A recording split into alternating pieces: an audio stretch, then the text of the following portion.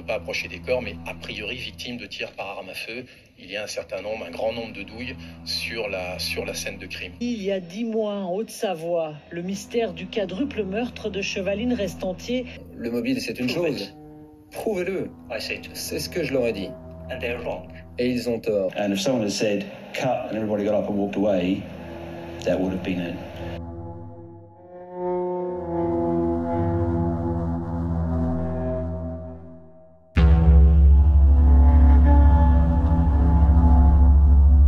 Bienvenue à toutes et à tous. Aujourd'hui, vidéo assez spéciale pour une affaire. Assez spéciale parce que vous allez voir qu'avec la tuerie de Chevaline, on est obligé de ne pas faire les choses comme d'habitude parce qu'on ne part pas d'un point A pour arriver à un point B.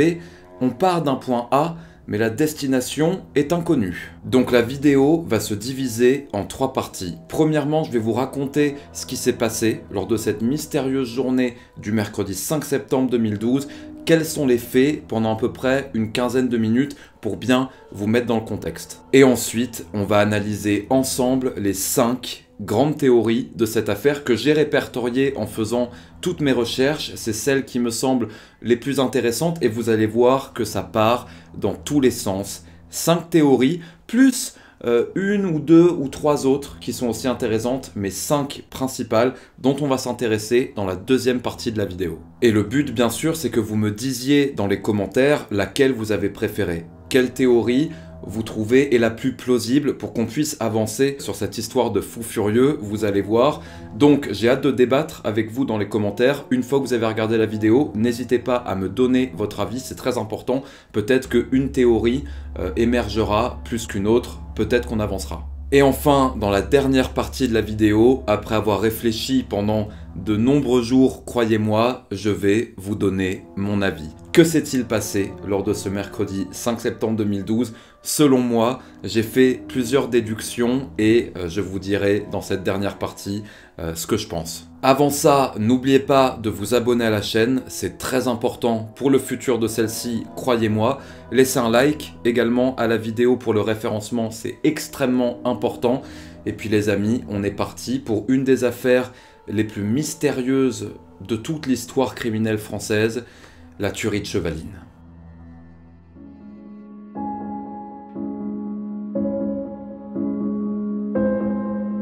Nous sommes le mercredi 5 septembre 2012 en Haute-Savoie, à côté d'Annecy.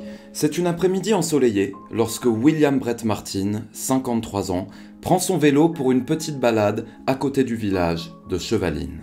À 15h30, alors qu'il roule tranquillement sur la route de la Combe-d'Ire, il se fait dépasser dans un tournant par un autre cycliste qui utilise un vélo de course. William Brett Martin se dit alors que ce cycliste doit être très pressé, ou bien qu'il prépare une compétition. En tout cas, lui continue sa route. Il continue sa route jusqu'à atteindre le parking du Martinet quelques minutes plus tard et décide de s'y arrêter. Pourquoi s'y arrête-t-il ? Eh bien parce que sous ses yeux se déroule une scène extrêmement troublante. Une petite fille marche devant lui de manière étrange. Elle semble tituber, puis finit par s'écrouler au sol. Derrière elle, il y a une voiture dont l'arrière est bloqué dans un talus. Le moteur est toujours en route et les roues arrière continuent de tourner. À côté de cette voiture, allongé par terre, il y a un homme. Cet homme, William Brett Martin, le reconnaît. Il s'agit du cycliste qui vient de le doubler il y a quelques minutes. Bien sûr, Brett Martin ne comprend pas trop ce qui se passe, mais il n'a pas le choix, il faut agir. Parce que la petite fille qui vient de s'écrouler au sol se trouve sur la trajectoire de la voiture coincée qui, si elle venait à redémarrer, pourrait l'écraser. Il doit donc couper le contact le plus rapidement possible, mais même dans cette situation de stress extrême, il a une première hypothèse, et elle est assez logique, c'est qu'il y a eu un accident. Le cycliste inanimé au sol qu'il a doublé quelques minutes plus tôt roulait très vite et il est fort probable qu'il y ait eu une collision avec la voiture tout simplement. Le problème, c'est qu'en s'approchant de celle-ci, un modèle break BMW avec une plaque d'immatriculation anglaise, eh bien il s'aperçoit que le conducteur a pris 2 balles dans la tête. À l'arrière, il y a 2 femmes, l'une d'une quarantaine d'années, l'autre plus âgée, elles aussi ont pris des balles dans la tête. Quant au cycliste à terre, eh bien, non seulement a-t-il connu le même sort, mais il a probablement reçu encore plus de balles que les autres. Ce n'est pas un accident et William Brett Martin le comprend tout de suite. Mais pas le temps de réfléchir, il tente d'ouvrir la portière pour couper le contact. Cependant, celle-ci est fermée. Il finit par y arriver en brisant la vitre. La petite fille, elle, est peut-être toujours vivante, alors il la place en position latérale de sécurité, puis essaie d'appeler les secours. Malheureusement, on est sur une route forestière et il n'y a pas de réseau, donc il va décider de reprendre son vélo, de redescendre la route de la Combe d'Ir pour chercher de l'aide. Et il tombe alors sur un randonneur à qui il va expliquer la situation. Ce randonneur appelle les secours à 15h44, puis les deux hommes décident de retourner sur les lieux pour voir s'ils peuvent aider la petite fille en les attendant. Mais il y a un problème, les amis. Le problème, c'est que le randonneur ne comprend pas très bien ce que lui dit William Brett Martin. Pourquoi ? Eh bien parce que Brett Martin est anglais et qu'il parle très mal français. Et alors qu'il arrive sur la scène de crime, eh bien le randonneur tombe sur cette voiture avec 3 cadavres dedans. Le volant est à droite, c'est une voiture anglaise. Et au même moment, William Brett Martin sort de son champ de vision. Et là, une réflexion très simple s'opère dans le cerveau du randonneur. On est en plein milieu de la Haute-Savoie, il y a une voiture anglaise avec 3 cadavres dedans, et la première personne qui vient le voir pour lui dire qu'il s'est passé quelque chose est anglais. Ça fait quand même une belle coïncidence, et il va penser tout simplement que c'est lui le tueur. Et s'il était pris au piège? Et si William Brett Martin était celui qui venait de commettre ces meurtres et que le randonneur était le prochain sur la liste? Ce que l'on peut quasiment qualifier de bagarre éclate au milieu de la scène de crime. Le randonneur qui pense être face au tueur envoie un premier coup de poing, évité par l'anglais, qui lui rend, et finalement, après une grosse scène de tension qui dure quelques secondes, il se calme. Ils comprennent que le tueur n'est probablement pas l'un des deux, et de toute manière, ils n'ont pas le temps d'aller plus loin parce que les secours et les gendarmes arrivent sur les lieux à 16h08. Que s'est-il passé sur ce parking en pleine journée? Qui sont les victimes et pourquoi ont-elles été tuées? William Brett Martin, lui, dit qu'il n'a rien entendu. Il se trouvait pourtant à quelques centaines de mètres de la tuerie. Et encore, ce n'est pas la première chose étrange que les gendarmes vont découvrir au cours de cette enquête, vous allez le voir. Un hélicoptère survole la zone et arrête tous les randonneurs du secteur pour les interroger en tant que potentiels témoins. Et un 4x4 vert foncé ainsi qu'une moto sont aperçus sur la route de la Combe d'Ir au moment du crime.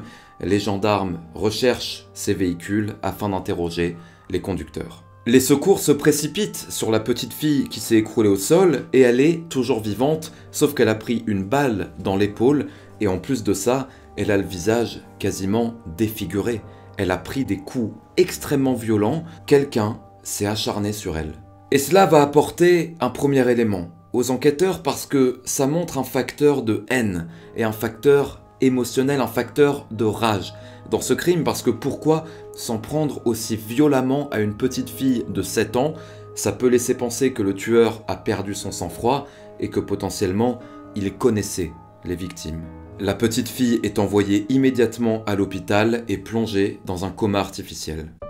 Les gendarmes, quant à eux, décident de ne pas toucher à la scène de crime tant que l'Institut de recherche criminelle de la Gendarmerie nationale n'est pas arrivé pour ne pas polluer les lieux et détruire de potentiels indices. Ils décident notamment de ne pas ouvrir la voiture car cela pourrait briser les vitres dans lesquelles il y a des impacts de balles qui aideront potentiellement à définir la position du tireur. Et vous allez voir que cette volonté de ne pas pénétrer dans la voiture avant l'arrivée des spécialistes va donner lieu au premier scandale de l'affaire. Et puis les choses étranges continuent. 21 douilles sont retrouvées et l'arme du crime est identifiée grâce à des bouts de crosse sur le visage de la petite. En fait, elle a été frappée tellement fort au visage avec vraisemblablement la crosse de l'arme que certains bouts se sont détachés. Et c'est grâce à cela qu'on va pouvoir identifier l'arme du crime comme étant un Luger P06, une arme fabriquée en Suisse, juste à côté du lieu du crime. Et ce qui est intéressant, c'est que c'est une arme peu fiable, compliquée à utiliser, possédant un chargeur d'une capacité de seulement 8 balles, ce qui veut dire que le tueur a dû recharger au moins 3 fois. Recharger au moins 3 fois lorsqu'on organise de tels meurtres, c'est pas très malin. Pourquoi ne pas opter pour une arme qui a beaucoup plus de balles dans le chargeur? Donc là, justement, ça témoigne d'un grand sang-froid du tueur, mais qui ne colle pas avec tous les coups qui ont été donnés à la petite fille de 7 ans, qui eux montrent que le tueur a perdu son sang-froid. Donc les enquêteurs sentent déjà qu'il y a des incohérences. Quant aux victimes, on apprend leur identité grâce à la plaque d'immatriculation et grâce au papier qu'avait le cycliste dans sa poche.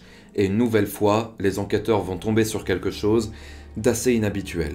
Le cycliste s'appelle Sylvain Mollier. Il a 45 ans, c'est un habitant de la région, soudeur de profession, actuellement en congé paternité.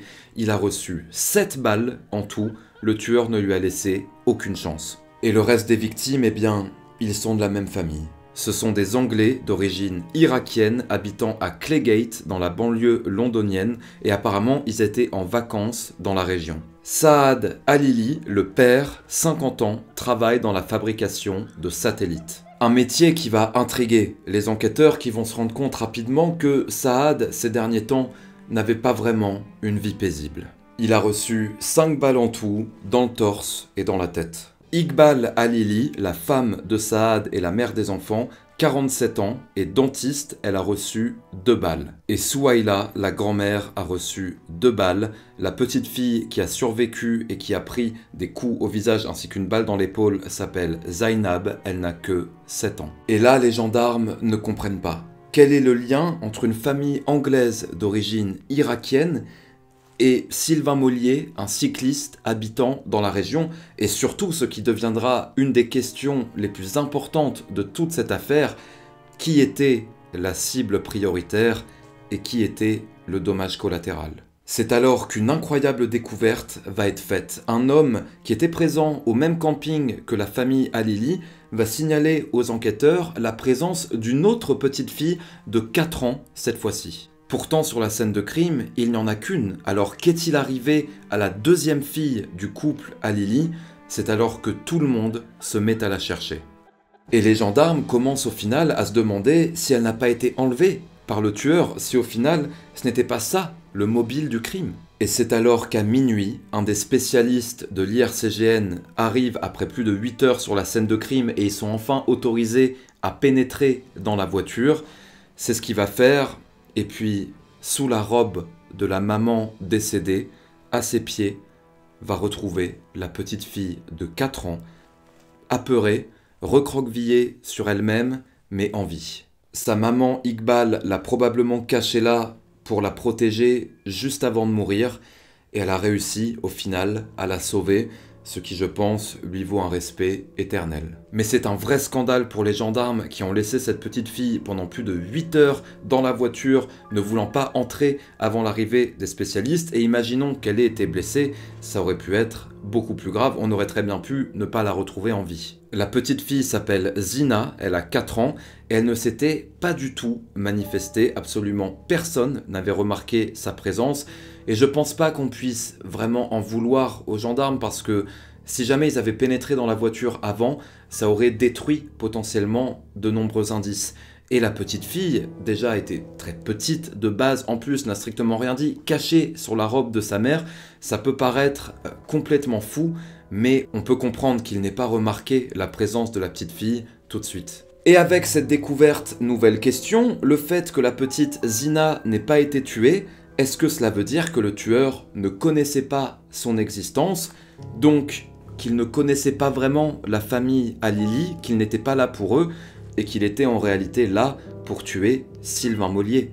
Et si Sylvain Mollier était la cible prioritaire, ou bien que tout simplement un psychopathe passait par là, que personne n'était la cible prioritaire, et qu'un fou les ait tous tués sans même les connaître. Un psychopathe, un règlement de compte familial ou autre chose d'un peu plus sombre, d'un peu plus complotiste comme on dit aujourd'hui, maintenant l'enquête est lancée. Il faut retrouver qui a fait cela et c'est le début de plusieurs pistes, théories, mystères et je ne sais quoi encore qui vont donner lieu à une des affaires françaises les plus intrigantes de l'histoire. Mesdames et messieurs, préparez-vous, accrochez-vous, asseyez-vous confortablement dans votre siège, prenez une petite tasse de thé, parce que là, on s'attaque à un sacré gros morceau, l'incroyable tuerie de Chevaline, qui est le coupable.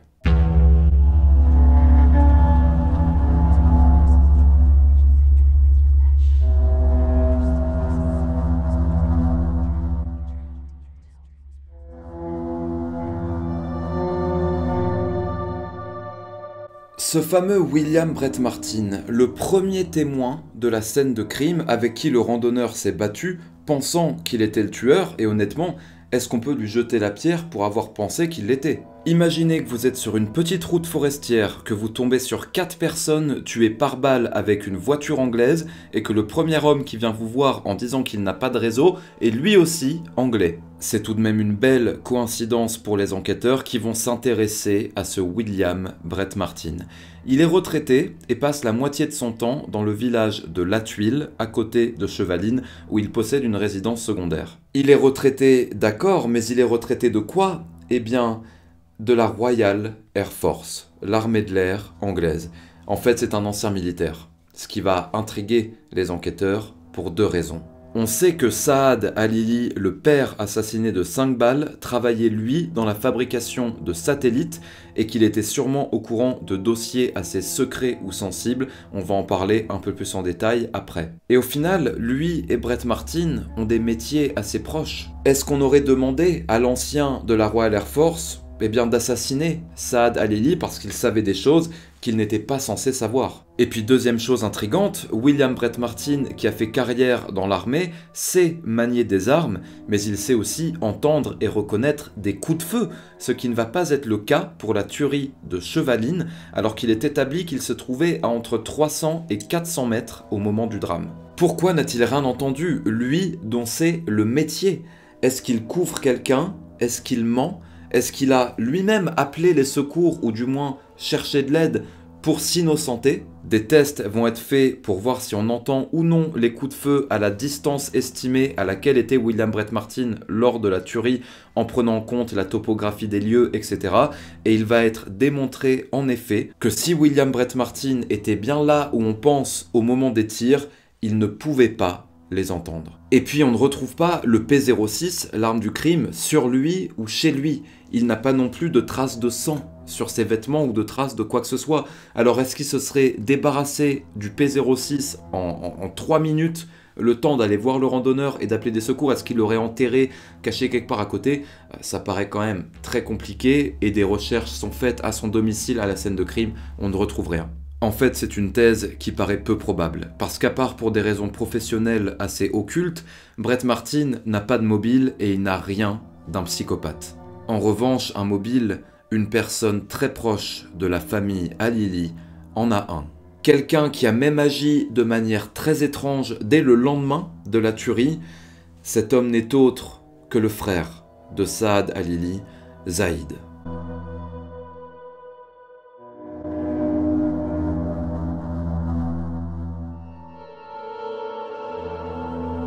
Le lendemain du crime, un homme se présente à un commissariat en Angleterre et il vient directement dire « Je n'ai rien à voir dans la tuerie de Chevaline ». Il s'agit du frère de Saad, Zaïd Alili.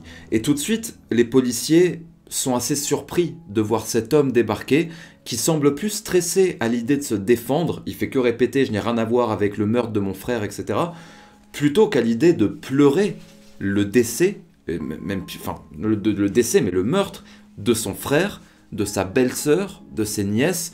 Il semble vraiment plus préoccupé à l'idée de se défendre. Zaïd est arrivé d'Irak comme son frère en Angleterre lorsqu'il avait 6 ans. Mais lui a une personnalité assez différente et une vie assez différente. C'est un célibataire endurci, il est comptable, très sérieux, et certains proches vont même dire qu'il est jaloux de son frère Saad. Parce que Saad, lui, a un bon métier, une magnifique famille, et ça va être confirmé qu'il y avait bel et bien des tensions entre les 2 frères depuis peu. Des tensions autour de quoi? Eh bien les enquêteurs s'apprêtent à le découvrir lorsqu'ils vont fouiller la maison familiale des Alili à Claygate. Ils vont tomber sur beaucoup de documents très intéressants concernant l'héritage du père de Saad et Zaïd, décédé en 2011. Les Alili sont une famille de notables irakiens assez riches. Le père leur a laissé un patrimoine d'environ 6 millions d'euros avec la maison de Claygate, l'appartement de Zaïd à Chessington, un appartement en Espagne, une maison à Bagdad et un compte en Suisse de plus d'1 million d'euros. Et les policiers vont se rendre compte que Saad détenait des documents très précieux. Il était en train de monter un dossier très important contre son frère avec des preuves que son propre frère avait falsifié un testament. il avait forcé leur père, avant qu'il meure, à signer un document qui allait octroyer 100% de l'héritage à Zaïd Halili. Depuis ça, Saad réunissait des preuves en vue d'un futur procès, et évidemment, depuis la mort de leur père, eh bien c'était très tendu, les deux frères ne se parlaient plus du tout, uniquement par avocats interposés. Il est même établi que les frères se sont battus plusieurs fois, quelques mois avant le drame, et le problème c'est que lorsque Zaïd va donner des interviews au début de cette affaire, eh bien, il va dire que tout allait bien entre eux.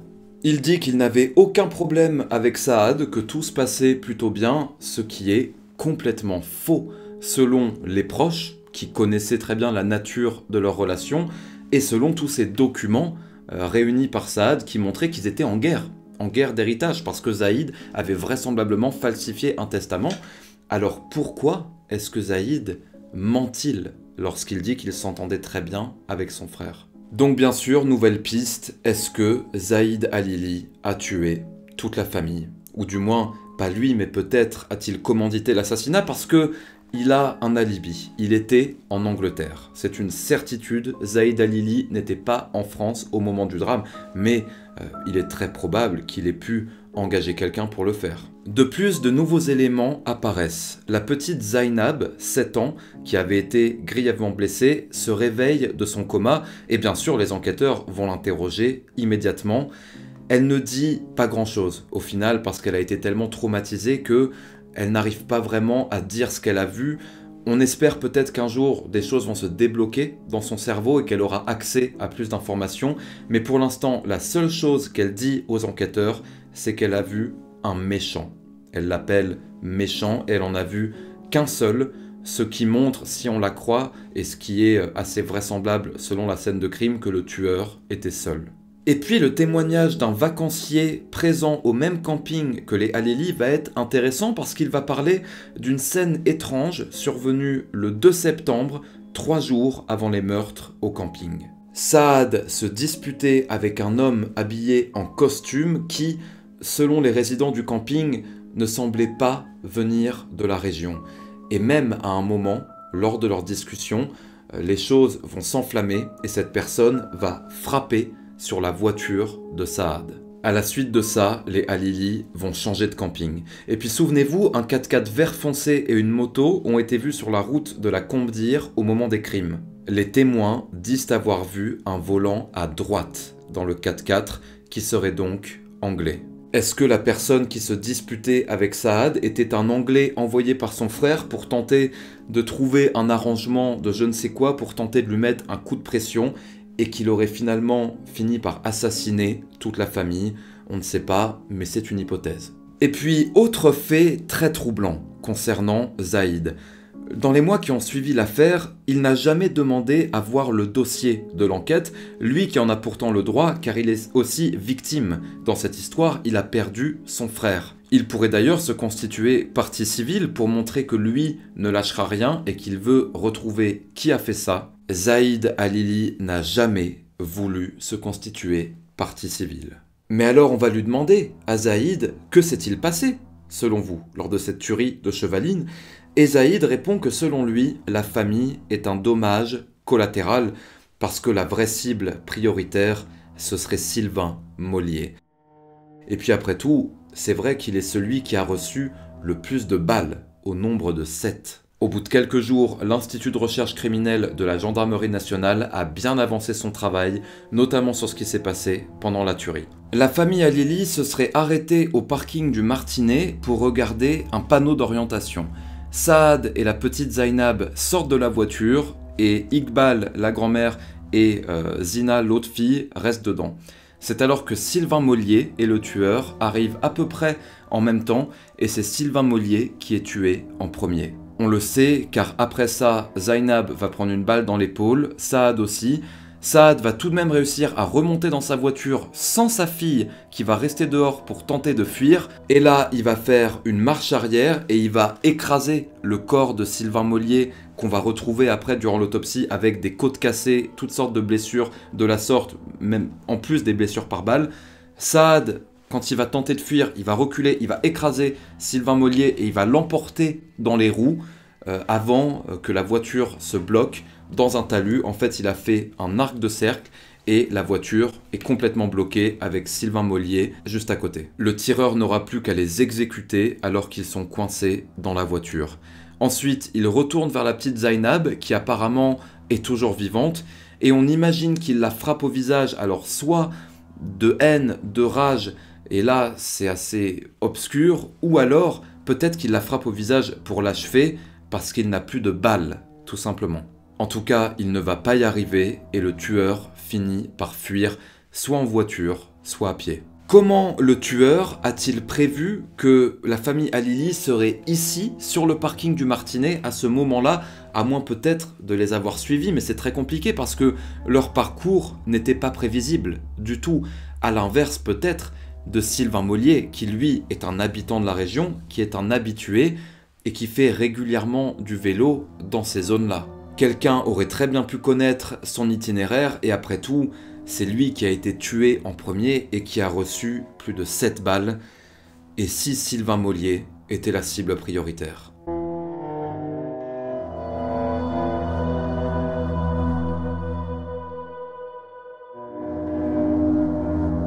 Sylvain Mollier est soudeur et profite d'un congé paternité au moment du drame. Il a une vie relativement tranquille, mais il y a tout de même une chose qui va intriguer les enquêteurs, c'est sa famille. En effet, ils ne vont que très rarement s'exprimer dans les années qui suivent la tuerie. Alors peut-être que c'est leur manière de réagir à cette horreur, mais certains vont trouver étrange qu'ils ne soient pas plus impliqués ouvertement dans l'enquête. Et d'autres éléments intéressants vont voir le jour lorsque l'on va interroger des ex-compagnes de Sylvain Mollier. La plupart disent que c'était un homme à femme qui avait pas mal d'aventures, ce qui pouvait parfois lui attirer des ennuis. Il aurait même dit un jour, sur le ton de la rigolade ou non, qu'il craignait de prendre un coup de fusil. La piste d'un crime passionnel est alors évoquée, une femme trompée qui a engagé un tueur professionnel, un mari jaloux. Pour l'instant, il n'y a pas de preuves, que des rumeurs. Mais certains éléments tangibles penchent vers cette thèse. Une nouvelle fois, Sylvain Mollier a été le premier à être tué, il a reçu 7 balles, il avait l'habitude de faire du vélo dans cette zone, ce qui aurait permis au tueur du coup qui le connaissait de l'attendre en embuscade. Et puis l'arme utilisée, le P06, a été fabriqué en Suisse, juste à côté, ce qui pourrait montrer que le tueur est local. Les enquêteurs sont troublés par cette affaire, ils deviennent fous, ils comprennent plus rien, et c'est alors qu'ils essaient de sortir un petit peu de toutes ces théories et qu'une nouvelle apparaît. Et si personne n'était la cible prioritaire? Et si cette tuerie était l'œuvre d'un fou, d'un psychopathe qui passait par là, qui ne connaissait même pas ni Sylvain Mollier, ni la famille Halili? Et si en fait toutes ces victimes n'avaient tout simplement pas eu de chance et s'étaient retrouvés au mauvais endroit, au mauvais moment. Le 18 février 2014, 1 an et demi après la tuerie, un homme est placé en garde à vue.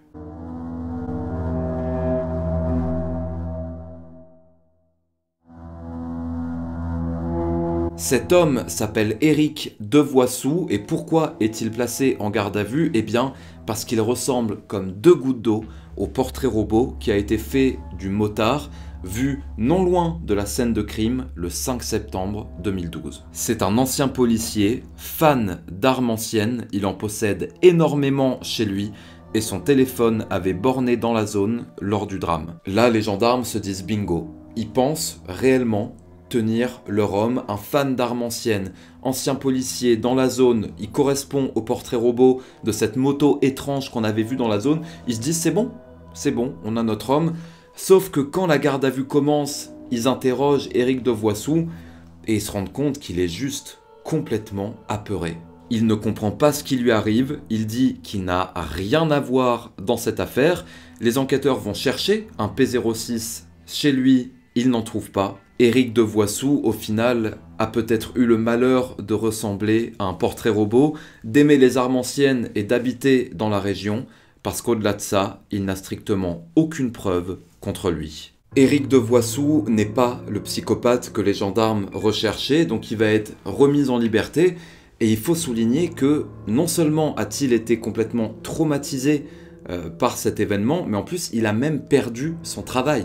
parce qu'à l'époque, son nom ressortait partout, et on disait déjà que c'était le responsable de la tuerie de Chevaline.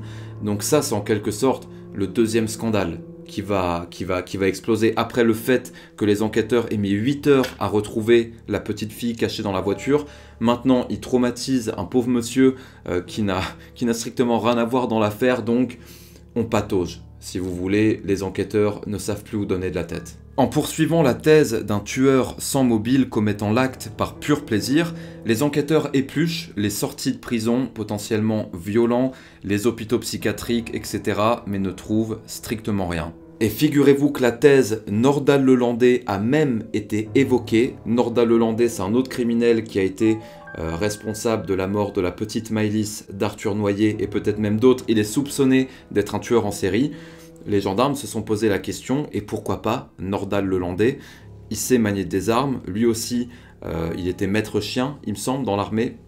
Mais ils vont faire des analyses, ils vont faire des recherches, et il va être démontré que Nordahl-Lelandais n'était pas du tout dans la région à ce moment-là. Et puis il y a un parallèle énorme entre l'arme du crime, le P06 très difficile à manier, et la précision remarquable du tireur qui a réussi 17 tirs sur 21 sans mettre une seule balle dans la carrosserie de la voiture. Et puis pourtant, l'amateurisme du lieu et de l'heure. Faire cela sur un parking en pleine journée n'est pas vraiment malin, sans compter la violence complètement gratuite sur la petite Zainab qui ne représente pas vraiment l'œuvre d'un tueur professionnel. Alors recherche-t-on un amateur psychopathe ou un tueur à gages? Une nouvelle thèse apparaît dans l'enquête, celle-ci est plus obscure mais tout aussi intrigante.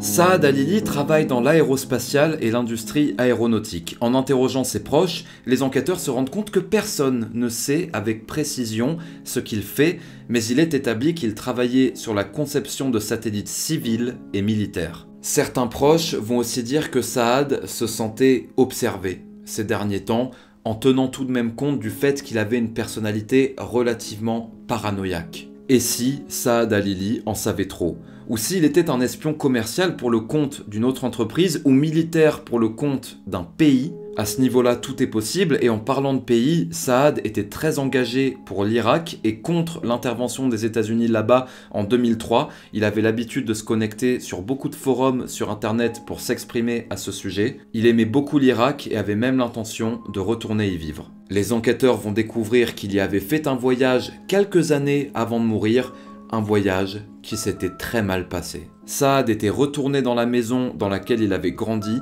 avant de découvrir qu'elle était squattée. Il s'était alors battu avec les squatteurs et était ressorti en sang.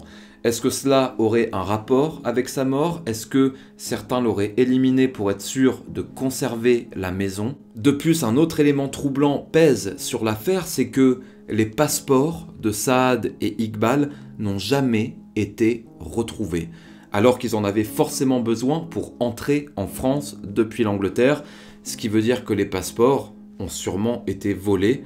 Volés par qui? Probablement par le tueur. Mais pourquoi? Meurtre dû à sa profession, conflit entre nations, règlement de compte dû à une maison. Comme la plupart des thèses dans cette affaire, il n'y a pas de preuves, toujours plus de mystères et d'interrogations. Et alors là, nouvelle coïncidence, on atteint des sommets, l'affaire bascule dans un truc de fou, je pense que c'est du jamais vu, et les enquêteurs commencent réellement à perdre la tête. Parce qu'ils apprennent que l'ex-mari d'Iqbal Halili, la mère de qui elle s'était séparée il y a une dizaine d'années, eh bien est décédé d'une crise cardiaque en pleine rue. Vous allez me dire, il a le droit de décéder d'une crise cardiaque en pleine rue, d'accord, mais quand est-ce qu'il est décédé? Eh bien le mercredi 5 septembre 2012 à 15h. Les enquêteurs se regardent, se disent mais putain c'est pas possible. Qu'est-ce qui se passe? C'est quoi cette affaire? C'est juste un truc de fou. Et en fait il est mort à 15h, oui, mais dans le Mississippi, aux États-Unis, donc il n'est pas mort au même moment que la famille parce qu'il y a 7 heures de décalage. En réalité il est décédé à 15h mais 7 heures après la famille. Une coïncidence incroyable qui va pousser les enquêteurs à se demander, eh bien, si sa mort et la mort de la famille Halili ont un lien. Est-ce que cet ex-mari avait déjà appris le décès de son ex-femme avant de faire sa crise cardiaque ou pas? Ça, on ne le saura jamais. En tout cas, les enquêteurs vont demander à ce que le corps soit exhumé pour faire une autopsie, parce que peut-être que un tueur, pour je ne sais quelle raison, aurait voulu tuer tout l'entourage. Enfin, je sais pas. À ce niveau-là, les enquêteurs se posent plein de questions. Ils vont demander à exhumer le corps pour refaire une autopsie.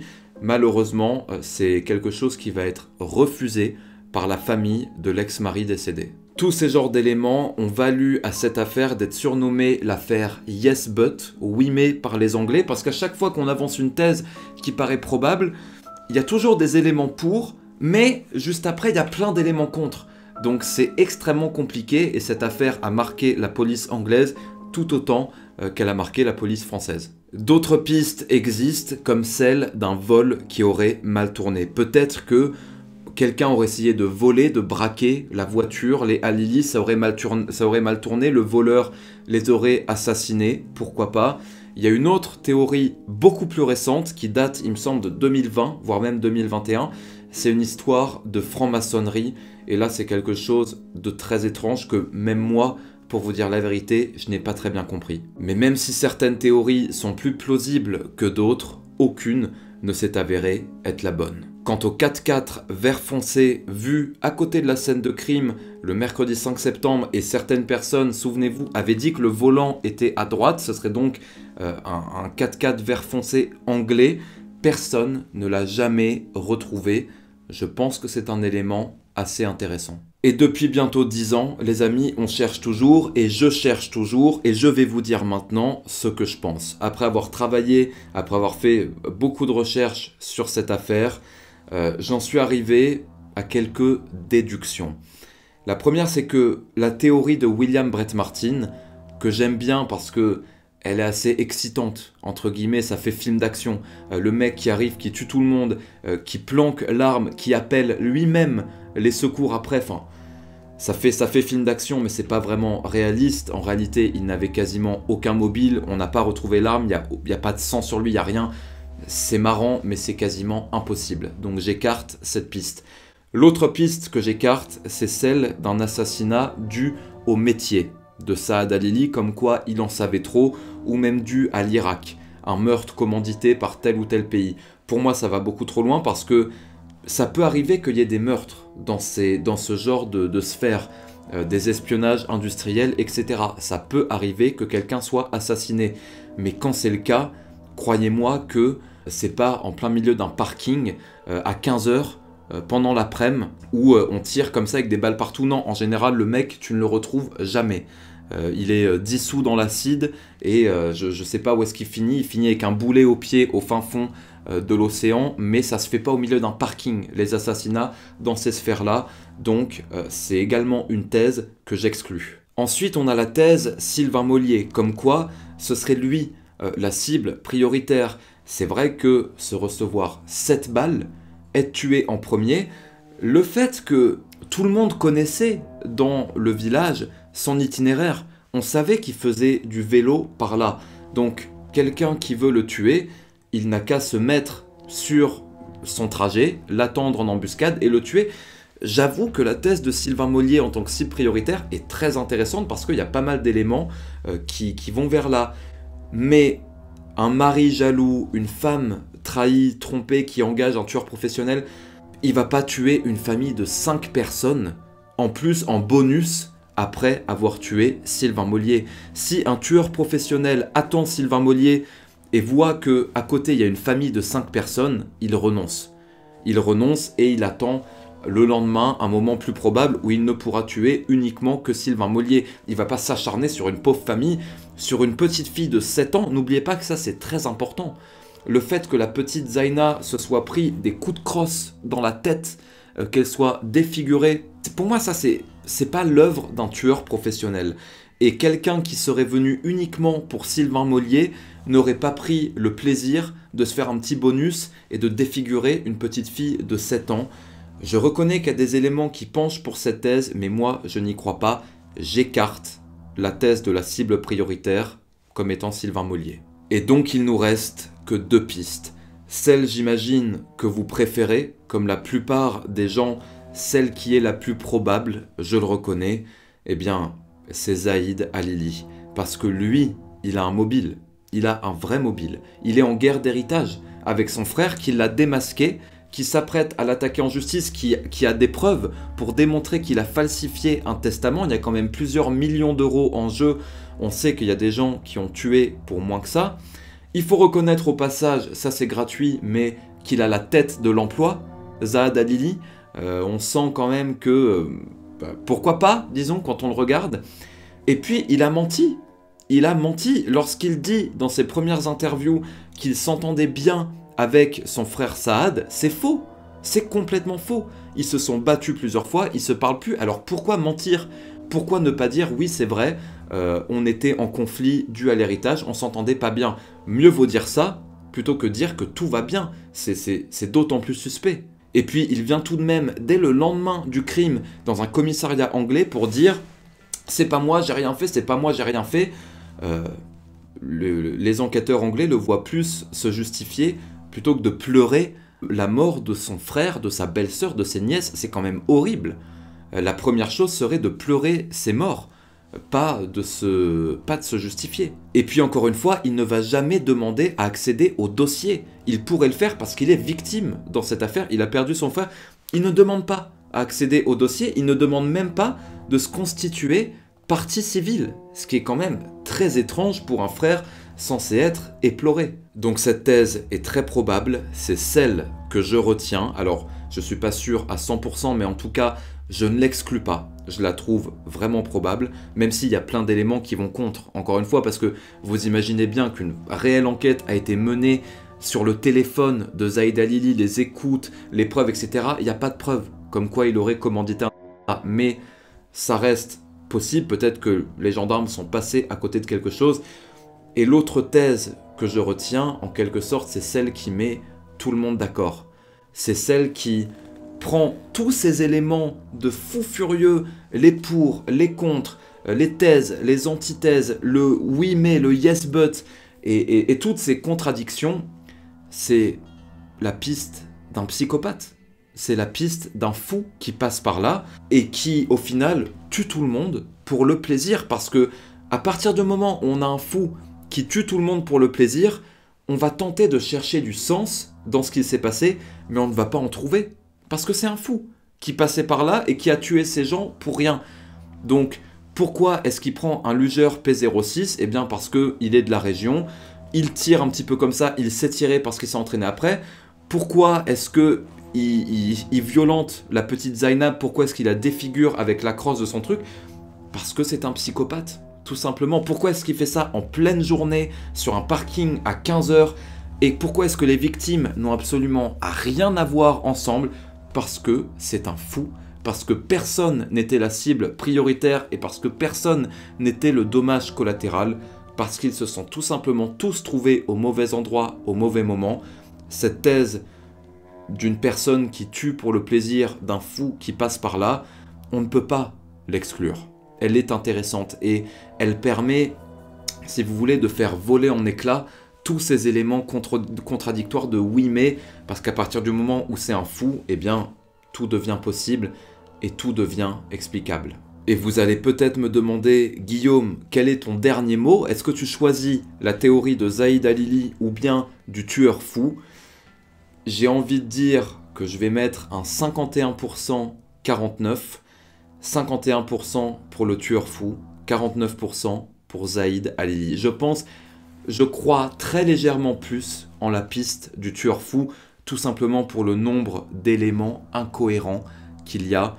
Cette thèse me plaît bien, mais celle de Zaid Halili est tout autant possible, comme les autres d'ailleurs. Comme Sylvain Mollier, la cible prioritaire, comme l'espionnage industriel, comme tout ça.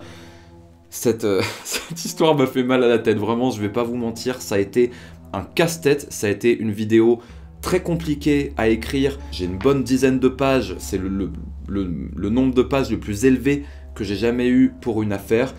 Et maintenant les amis, je veux vous voir dans les commentaires, je veux vous voir donner votre théorie préférée, laquelle vous pensez est la plus plausible. J'aimerais beaucoup qu'on débatte dans les commentaires et que peut-être avec vos avis, avec vos commentaires, émerge une théorie principale qui pourrait tous nous mettre d'accord.